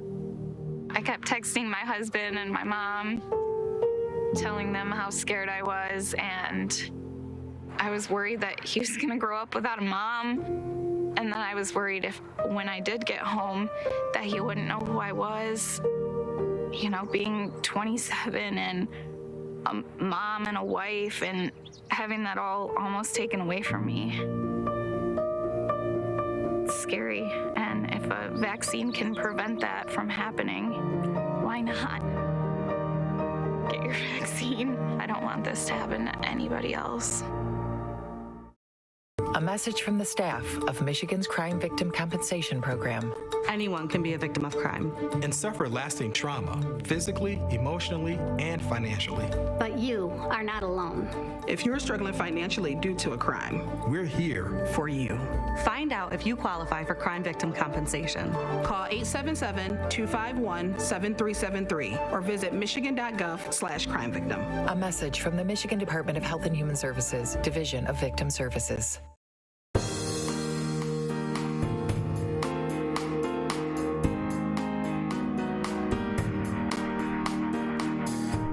Welcome back to the Megacast. I'm Tyler Keefe here in our studios in West Bloomfield Township as we're entering the fall season, and there are so many different activities to do in the fall all throughout the state of Michigan, all throughout southeastern Michigan, and especially in Metro Detroit. It's kind of anxiety-inducing. What am I going to do? There's so many options. I want to do all of them, but I don't know what to choose from, what's best for me, what's best for my family, for my friend's situation. What am I going to do? You are going to enlist the help of Kerry Doman, the CEO of LittleGuideDetroit.com, who joins us now on the Megacast. Kerry, thanks for being with us today. Thank you for having me. Good morning. Good morning. Appreciate having you on. Tell us a little bit about Little Guide Detroit. What's that all about? Little Guide Detroit is the largest resource for families throughout Metro Detroit. We're just about 3 years old, but we've grown fast and furious, and you can find us on social media. We have a huge website, and we have an even larger newsletter that goes out several times a week. And just to your point, we are here to help parents or anyone with kids in their lives figure out what to do with those littles every day or on the weekends. So we have a huge event calendar, articles, anything and everything you're looking for to figure out what to do with your family. We've got you covered. Kerry, how much tougher has it become, especially in the last few months as things have started to slowly open up in some capacity or the others, with a lot of precautions smartly still in place in some places and not so smartly not in place in other places? How much tougher has it become for you to provide this guide to families for safe activities, especially as there is so much demand there and there is so much out there, but there's also so much balance in play as well, because some families are trying to be a lot more careful than the others. But in the reality is, all these families have been cooped up in their homes for the better part of 2 years and want to get back out and get their kids active in the community and doing things out in the community that, frankly, tire them out, so that they're not running around being, little monsters here and there, as children tend to do when they're bored. Totally. So yes and no. I mean, it's been tough, but it's also been our greatest 2 years, or year and a half. We were on an incredible trajectory before COVID, in terms of growth and expansion. And then with COVID, we are so grateful and fortunate that our community really rallied around us and really utilized us as this, whether it's finding hikes that were safe in the heart of COVID, arguably we're still in the heart of COVID, to now people really looking at, like you said, different options and ideas to get out and wear your kids out. So there are 2 points here. One, it's been very good for Little Guide. We've valued the fact that we can be there for parents to find outlets and opportunities to engage your kids in this crazy time. But the second point is, everyone has a different threshold. What I would do with my family right now and what I consider safe may not be what other people are willing to do, or maybe we're too safe. But so on Little Guide, we try to put out everything that's happening, and then it's to your discretion, and it's to your family's discretion of what you will do and what you feel comfortable doing. So that's where we've really found that fine line. What I will do is probably a little bit more cautious. We have a newborn than what other families will do, but they are still looking. So we still need to service them and say, hey, these are the events happening. These are the outdoor events, indoor venues, and make your choice what you're comfortable with your family. We're joined by Kerry Doman. She is the founder and the CEO of Little Guide Detroit, with us on the Megacast. Learn more and find some of those activities that are great for your family right now, great for the kids and for the parents alike, at LittleGuideDetroit.com. Kerry, has it become easier or more difficult for you to provide this information and these suggestions to families as things have opened up? Because on the one hand, there's more variety out there. There are more choices, so that there are different tastes so people with different tastes have a broader scope of things to choose from. But at the same time, there's so much now that the specificity of people's desires to do one thing or another can maybe come into play and cause some difficulty. So is it easier or tougher now to give these suggestions to families with things opening up? Well, it's always been a lot of work for us to find places and things that are happening all around Metro Detroit, because we are very much a tri-county resource. Even beyond that, we really reach the outskirts of the Metro Detroit area. And with COVID, I would say we even expanded that, because what we were finding is people were more willing to do day trips or weekend trips in the Michigan area. So we've had to adjust our voice. You know, we went from pre-COVID, we were very event heavy. You know, obviously we were in the thick of winter, you know, and when COVID really hit. So indoor venues, we were pushing. So when COVID did hit, we really had to change our voice and find what fit at that time. And then to your point, it adjusts, and we are just, so it's harder because you're always adjusting to what is happening in the climate of what's happening. But I think that's with everything. You know, we're going to consistently find that things are going to change, and we're going to have to be fluid in everything we do.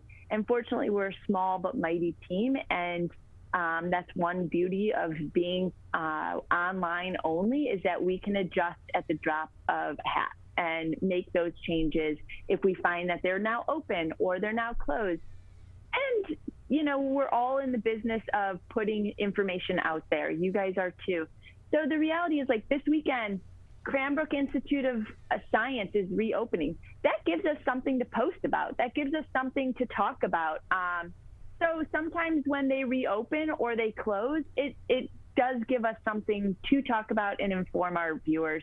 And it's exciting when things reopen. Michigan Science Center reopened last weekend. That was the post that we made this week, and it got a huge traction because that's exciting. People are like, that's great. They had been closed all summer. Now we're getting into the rainy season and the cold season. Such a great option for going indoors if you feel comfortable doing that. And then we also obviously go the extra length of talking about what safety precautions they're taking, et cetera. So it's a little extra work, but all in all, we can find the exciting points in that, and that a lot of places are reopening, and we're grateful for that. We're joined by Kerry Doman. She is the founder and CEO of LittleGuideDetroit.com. Of course, go to the website for tips and tricks to find events all throughout the local area that will be enjoyable for yourself as well as for the entire family, including your children. So that comes the big question, Kerry. Now comes the big question with that is, as people are preparing to have these fun activities with their families during the week, on the weekend, especially during the fall season, how does your guide help to provide families with activities that are out there that are not only enjoyable for the children, but also are going to be an enjoyable experience for the parents as well? Certainly, to some extent, parents are going to take enjoyment from their kids having a good time and having fun and making those memories. But sometimes I would also imagine that going to a lot of these events that are tailored toward children more so, or more fun for children, can be a little bit of a drag for parents.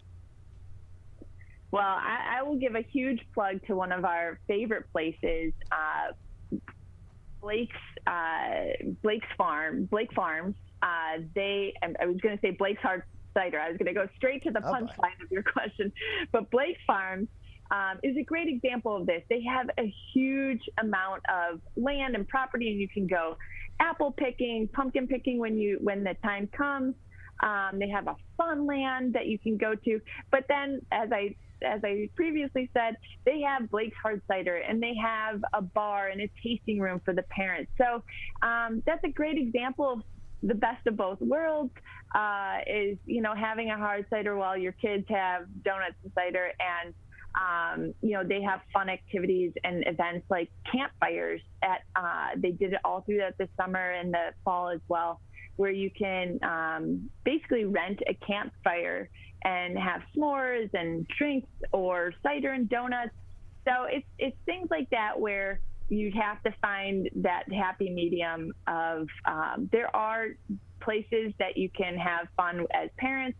The other suggestion I would say is go with other families. That's something that we love doing is we invite other families, and then the kids love the novelty of playing with the other family's kids, and then you get to have an outing with your friends too. So that's something that we personally love to do, especially when we are there's just so much happening in the fall. Like if you go to the farm or you're doing a lot of these fun activities, but how do you make it fun for the parents is certainly a challenge, but it's doable. It's definitely doable.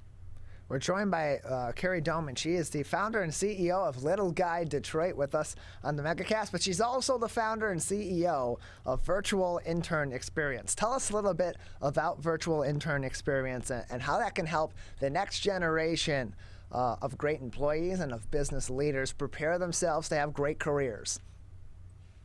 Yeah, so the intern program stemmed from our original company was After 5 Detroit. So I originally started After 5 Detroit many moons ago. I'd like to say I started it when I was young and could stay up beyond 10 o'clock. Now I have 3 kids, hence LittleGuide Detroit and transitioning into founding that.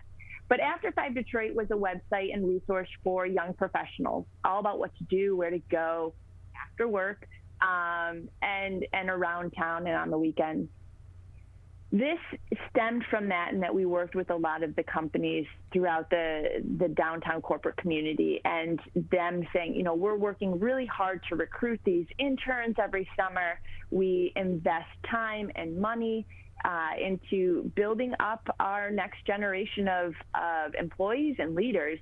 But at the end of the summer, they were seeing a lot of drop off. These interns, these kids, I hate to say that, but these college students were taking these great opportunities at these companies, and then they were going to Chicago or New York or LA, these big shiny cities, and we really had to find a way to make Detroit attractive. So long story short, we created the Detroit Intern Experience. Lo and behold, when COVID hit, hosting large-scale events was obviously not going to happen. So we quickly had to transition last summer to our virtual intern experience. And what that allowed us to do was reach over 5,000 interns nationwide, predominantly in Michigan, but nationwide, where we hosted, last summer we hosted around 50 different speakers. This summer we did one-a-days, and we did about 25 different speakers. And speakers like the head of marketing at GoFundMe, or the head of, I believe he was head of marketing as well from TikTok. And we just had these incredible speakers, but then local leaders as well join us for these webinar sessions. And it really created an opportunity for these young interns and students to hear from and engage with top leaders across every industry and sector. I mean, we had lead engineers, CEOs, as I said, marketing. So across different industries, hearing about different job opportunities.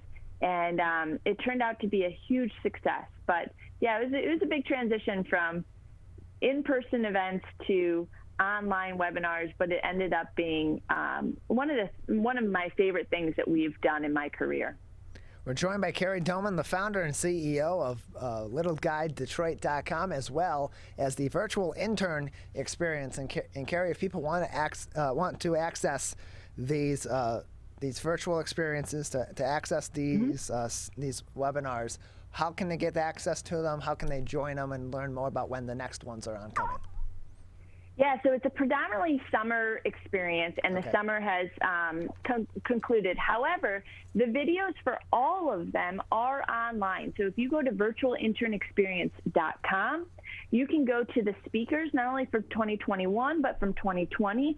And you can find we have all of the videos from their presentations based on YouTube, on our YouTube channel, and links are available on virtualinternexperience.com. So like I said, incredible speakers, nationwide speakers, local speakers, covering various topics and industries, and it really allowed anyone but the students that participated the opportunity to learn about different careers.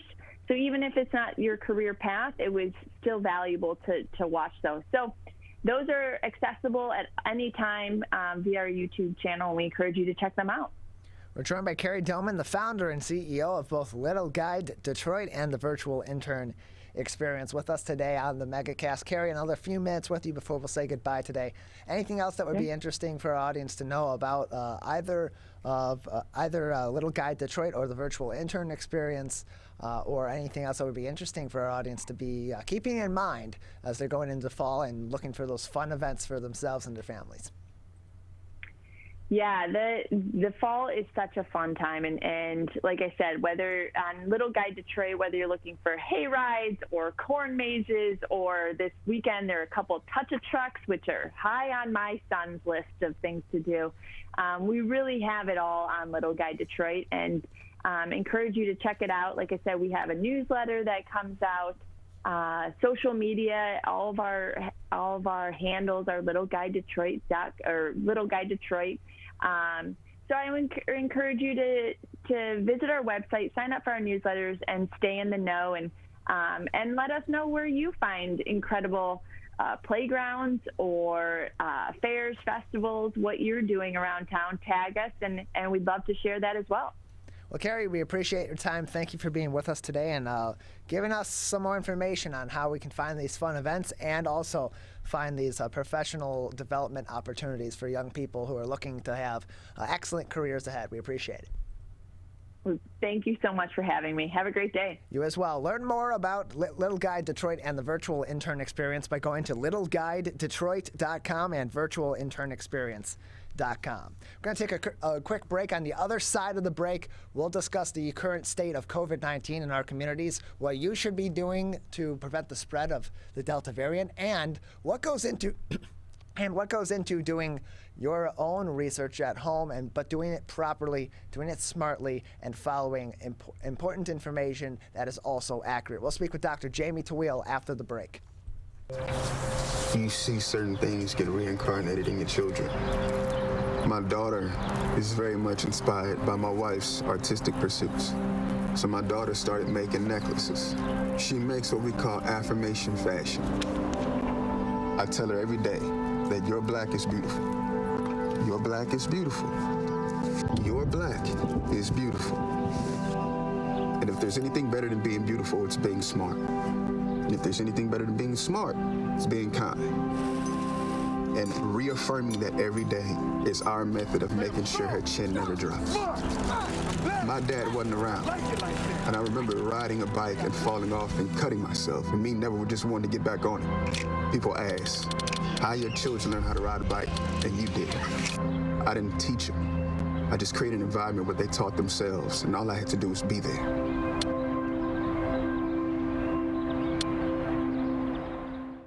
Whether you're the city, the county, or the Huron River Watershed Council. As partners working together to protect our water resources, we agree. Pet waste is a source of harmful bacteria in the Huron River. When it's left on the ground, it can wash into the storm drains. These lead directly to our streams. No filters, no treatment. Here's one thing we know that can help keep our water clean. Pick up pet waste and trash it. Pick up pet waste and trash it. So pick up pet waste and trash it. There's one water, and it's ours to protect.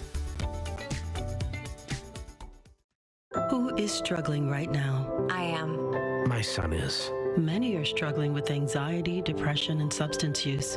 Before it becomes a crisis, reach out to MyCal, the Michigan Crisis and Access Line, for free confidential support 24/7. Available in the Upper Peninsula and Oakland County. Just call or text 1-844-44-MyCal or chat online at michigan.gov/MyCal. A message from the Michigan Department of Health and Human Services.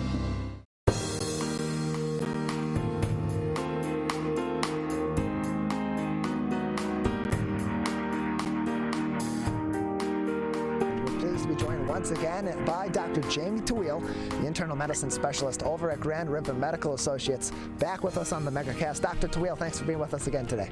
How are we doing?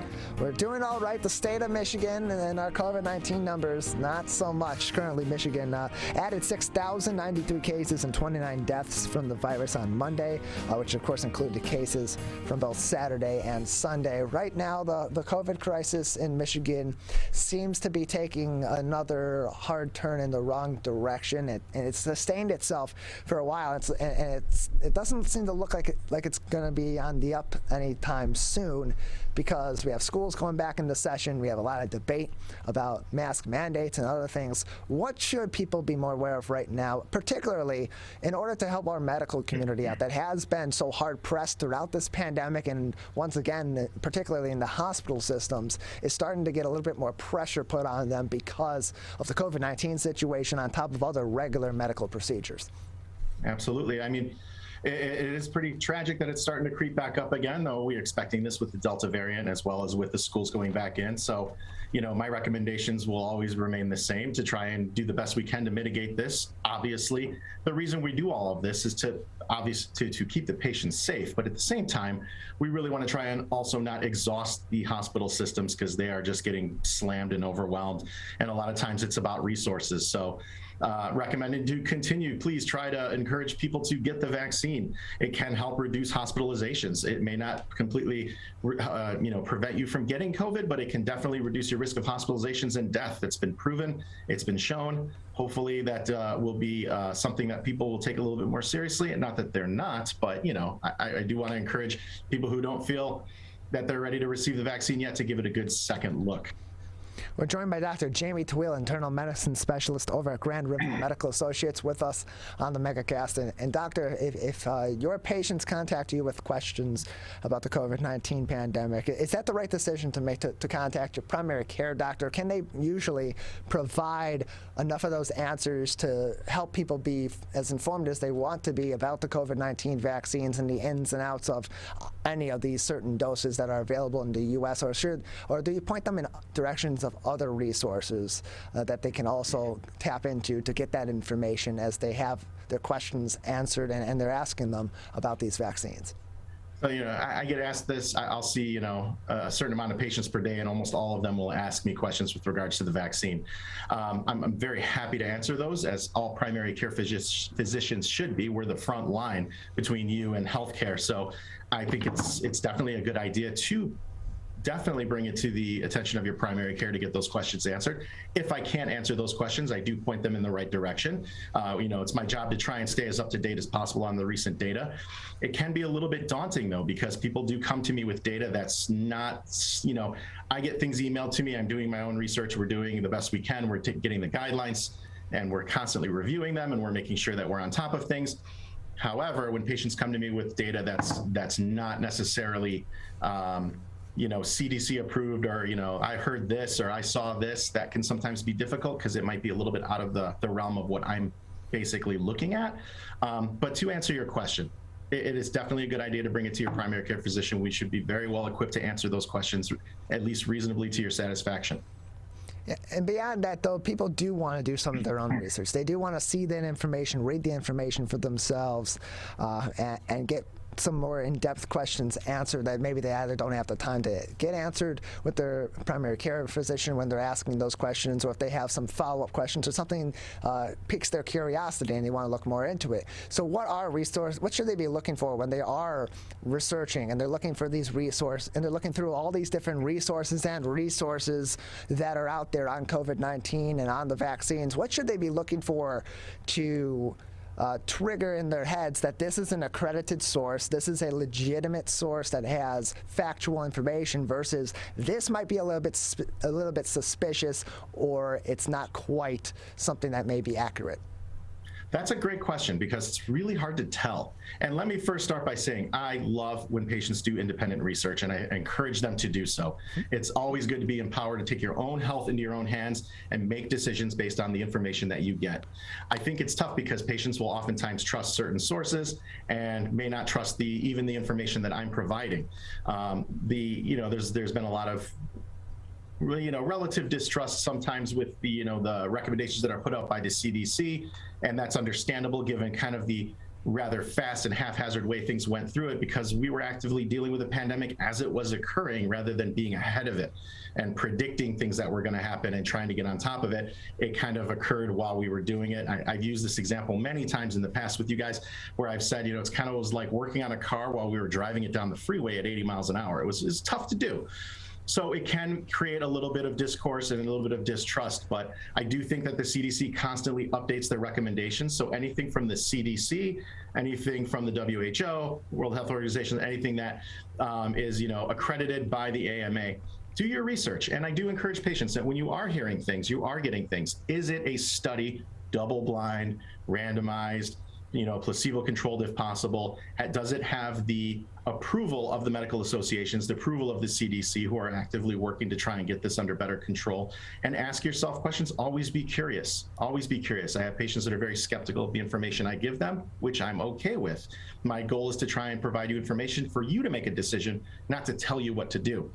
But I also think that you should have that same critical eye towards everything you're looking at. Selectively being critical, it can sometimes be a problem. I have a lot of people that are looking for confirmation bias. In other words, they're skeptical of the vaccine for their own personal reasons. There's nothing wrong with that. I understand that completely. However, when you are looking up data, you want to look at just objective data and not just look for the information that sort of makes you feel better about how you're feeling, because that happens quite a bit. And it can sometimes lead to faulty thinking.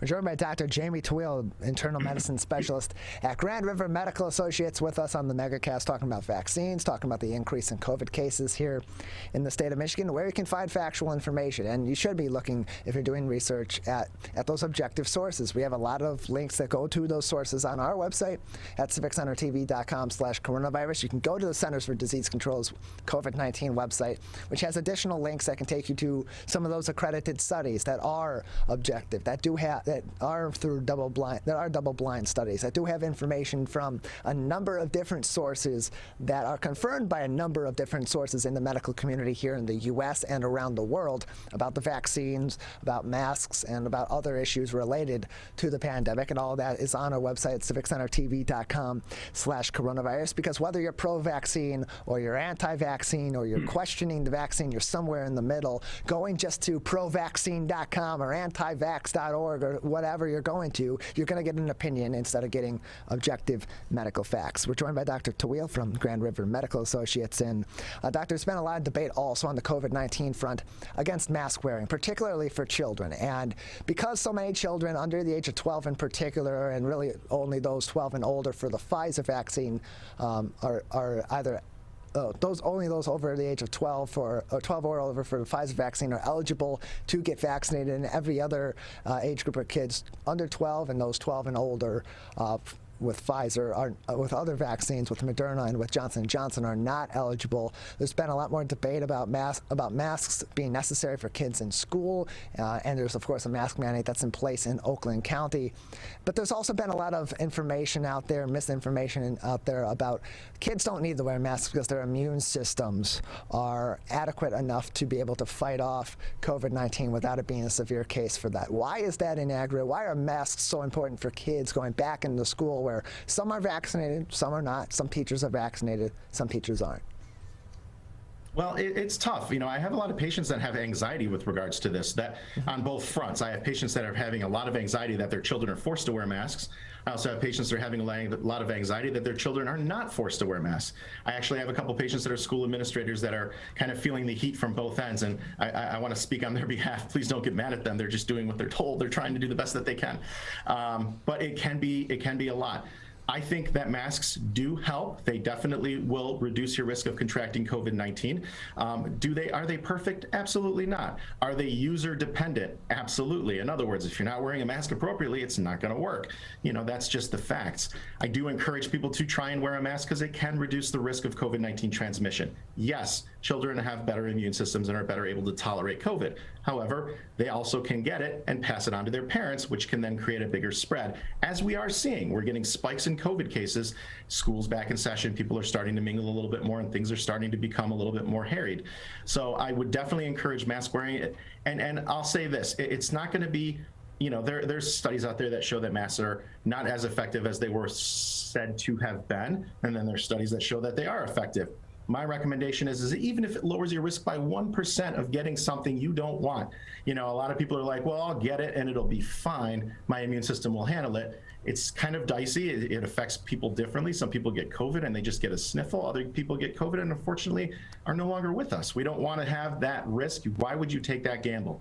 If I told you you had a 1%, even a 1% less chance of getting, struck by lightning if you did one thing, then you might be a little bit more receptive to doing that one thing. So I think anything you could do to try and reduce the risk, even if by a little bit, it's definitely something that needs to be done. So I encourage them to wear masks. I think that the masks will reduce your risk, won't make it zero, but it will improve things significantly. So go from there and please use, judicious thought, objective thought.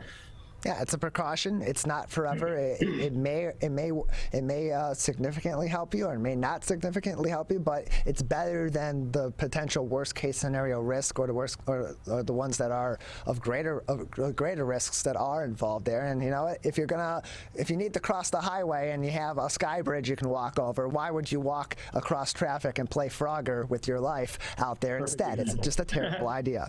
We're joined by Dr. Jamie Tawil. He is the internal medicine specialist over at Grand River Medical Associates with us on the Megacast. We got about 10 minutes left today, and we had a report that came through recently, an update actually from our friends over at Fox 2 Detroit, where one of our great local journalists, an excellent reporter, Erica Erickson, shared the medical reason why she has not been on the air over there over much of the last year and change. She said she is suffering from cervicogenic headaches, a common and recurrent form of headache which starts in the neck and can cause unilateral pain. And a quote from Fox 2's Erica Erickson, she said, quote, I fear I'm beginning to forget what it's like not to be in some sort of pain. She wrote in an update on her social media on Monday, said, continuing on saying, I've about had it with this burning, and I can't seem to get comfortable no matter what I do, and closed quote. So for those that have heard these reports, that watch Fox 2 or watch all of our local media outlets, as they should be mixing and mingling with different news outlets in the local area to get a full scope of journalism in the local community, and they heard about this story, but they're not medical experts. They haven't done their research, or they have done some research on it and are confused. In layman's terms, for the general public, what is cervicogenic headaches, and what does someone that's experiencing those go through? Okay, big question. So cervicogenic headaches are basically headaches that are caused by things that are going on in the neck. So how it works is you have a set of nerves that exit the base of your skull, right? If you reach back behind your head, at the base of your skull, there's a big group of muscles that kind of split out from the center and go towards both sides and help you turn your head, maintain your head posture, etc. And in between those nerves in between those muscles comes something called the greater occipital nerve and the lesser occipital nerve. Greater occipital nerve comes from behind the neck. It goes all the way around the top of your head, and it stops roughly about an inch or two above your eye. And you have one on both sides. The lesser kind of goes a little bit more lateral around the side of the head. And for whatever reason, something sitting on that nerve will basically cause significant amounts of pain. That nerve is basically innervates the skin to the scalp as well as your head, and it can feel like someone's putting an ice pick in your eyeball on that one side if it's happening on one side, or both. This can happen from your cervical spine if you have a disc out. It can happen if you have arthritis in your cervical spine. It can happen if you're just a classic tension type thing where the muscles are so tensed up that they're actually squeezing that nerve and causing that discomfort on one side of the head or the other. And it can be pretty debilitating. I mean, I remember studying in medical school, hunched over a desk, looking down, really tightening those muscles up and getting that type of pain. And it can be pretty dramatic. So the treatment for that can be sometimes over-the-counter medications, sometimes therapy. little bit of more detailed imaging to see exactly where the problem may lie. Some people can receive Botox injections to loosen up those muscles in the back of the neck to give some relief. And some people might need cervical surgery. Or, in Erica's case, from what I've gathered, was she was actually getting surgery to try and alleviate that by getting the nerve itself addressed, which is also a great way to fix it. But that is a pretty dramatic thing, and that burning type pain can persist and just be pretty debilitating because everything you do is just marred by that. You know what I mean? Yeah, and just a few more minutes with you, Dr. Tawil from Grand River Medical Associates with us today on the Megacast. In cases like Erica's with her cervicogenic headaches and other cases of chronic pain can be really tough to narrow down exactly what the source is and then develop a treatment for it. How much of a frustration can that process be, both for medical officials and those that are suffering? And what are some of the ways that medical doctors, like medical doctors, and that those that are primary care providers for these patients, how do they go about narrowing down and starting to treat the source of these chronic pain incidents? Oh, that in and of itself is a huge, tough question, because first and foremost, anyone that's in chronic pain, the only thing you want to do is no longer be in it. And to sit there and go through the process of trying to determine what the cause is can be pretty dramatic. The cervical pain that Erica's dealing with is kind of like someone that has a slip disc and is getting that pain down their leg. It's just on the opposite side of you. It's up top. So that burning pain is happening up top, and it can be pretty dramatic. You have to, obviously, as physicians, our goal is to try and narrow down what it is. And we have to start kind of with the most dangerous and most immediate first. We have to ask you questions if this is going to be something that we might find out is relatively life-threatening, chest pain. First things first, we're going to make sure it's not a cardiac issue. So as we start to narrow that down, it takes its toll on patients because it does take a little bit of time. We don't get immediate answers. People will go to the ER, and sometimes the ER may try to determine if it's something that's going to be really life-threatening and then try to get you a little bit better treated, and then to your doctor, which also delays things. And anyone that's in pain over long periods of time starts to have a lot of issues. I mean, their anxiety levels go up. It really kind of gets in the way of other things that they're doing. It can really affect their mood. It can affect their stress levels. Their hormones can be a little bit off balance just because of the chronic stress and the chronic pain that they're in. It can be pretty dramatic over a period of time. Blood pressure goes up, all of that. So the goal is to try and get that narrowed down as soon as possible. And if it ends up being an issue that we can't necessarily find or treat, then we got to get you over to pain management, where they can start to look at other ways to try and deal with things, either by addressing the pain itself through nerves. It depends on whether it's back pain or arm pain or some of these neurologic situations, to just try and do the best that we can. And it can sometimes be, like I said, it just can sometimes really impact your quality of life. And it is extremely frustrating to not be able to do the things that you want to do.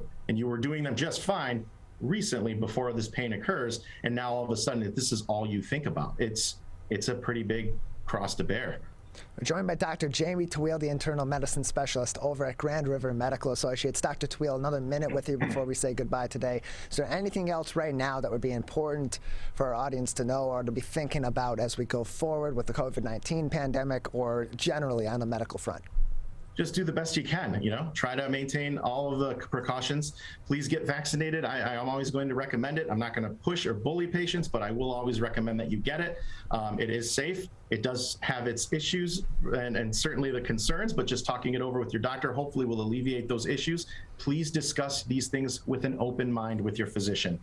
Don't feel like they're trying to bully you into something, but at the same time, go into it feeling like you're not going to be resistant to any recommendations. Please take them, consider them, do some independent research that is objective, and hopefully come up with some reasonable answers that will be for the better of you and the community around you. And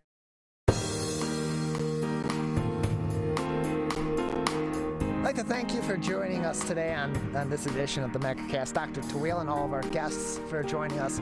To our crew, Larry Nyland, our booking producer and Zoom producer, and out there at Master Control getting us on and off the air today.